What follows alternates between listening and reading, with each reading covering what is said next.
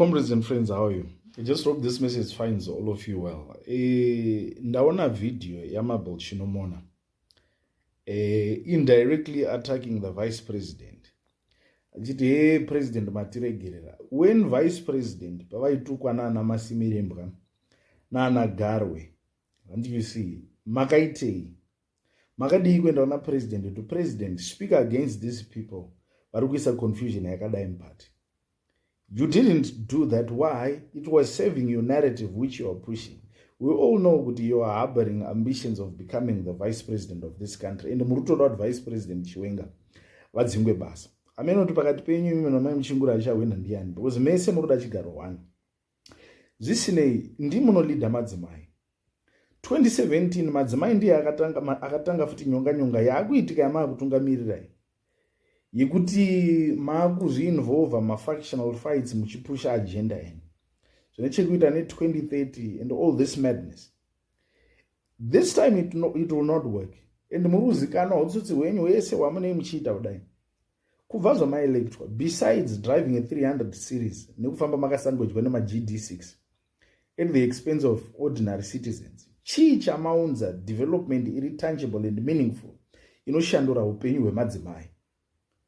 We've got thousands and thousands of women dying every year, giving birth. Nenyaya yekuti muzvipatara hamuna mishonga. Handisati ndamboona video renyu muri muhospital. Muchizotaura muparliament kuti pane area tinofanira kuti tigadzirisa. Except for empowerment yenhiyo 3-4 dzekuti dzikadividwa mukadzi umwe nomwe anoenda nenhiyo 3-4 nekapu yembeu yemagwere. That's the only meaningful thing which you have done. And honestly, imimi development yamuri kuendesa kune vanhu nepane life yenyu izvizvi muruzona zvichimeka sense here. Are you preaching the message of equality whereby madzimai ese anowanawo upenyu hunenge huri nani? Handizvione sezvakadaro. You're building yourselves nice houses, you're driving top of the range cars, yet the women that you purport to represent are languishing in abject poverty. And the Nasuno Muda Kuyamusha Ataka Vice President Chunga. For your own information, that man is loved by all. I love General Chiwenga. Why? Because he speaks against corruption. Never for a single day have you spoken against corruption. Because nditauro corruption isina kutekeshera zvairi kuita munyika.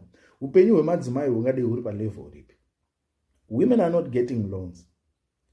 Women are not being supported in any way by the government.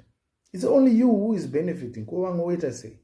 So already, this is why Vanwaru Kushora, President Mnangagwa, is a failed statesman. Why? Because of incompetent people surrounding him, like you and Anamabel Chinomona.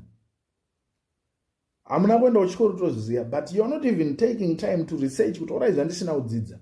Ndingaita say to equip myself with the right knowledge so that I can blend in well with the present narrative. So that Zimbabwe, considering it's 45 years after independence. But you're not like that. You don't see things in that way. And it's for that reason why in the next government, you're not going to hold any position. That's if might like it with Amendu Jerry, because Majera Jazara, Vakai Majeri, those are two Dagudzai, Vakai Majeri, no Uchawa Mushawen. Yes, he got a good guru. Munanto diwa. Anto magati the voice of the people is the voice of God. Yes, Toto Muda is and we are waiting for him to lead the country. Because ndiye munari kudiwa who's got the stamina. Anot akataura chinani ngachirevesa kwete zvamune muchita izvi. Zveutsotsi izvi. People are sick and tired. Party haingaendi musango because of just a few people. Zanpefi ndodiwa singaiti. Chisingadiwi vanhu vane hunhu hwakaita sehwenyu imweni. Because hamupo kuvaka nyika. Muripo kuba muchizvigadzirira upfumi imimi nemhuri dzenyu chete. Vamwe vachitambura. So 31 March patiri kupinda naMabel. Ndima vanhu vatinei tichirwisa imi tichitaura kuti we are sick and tired of people like you.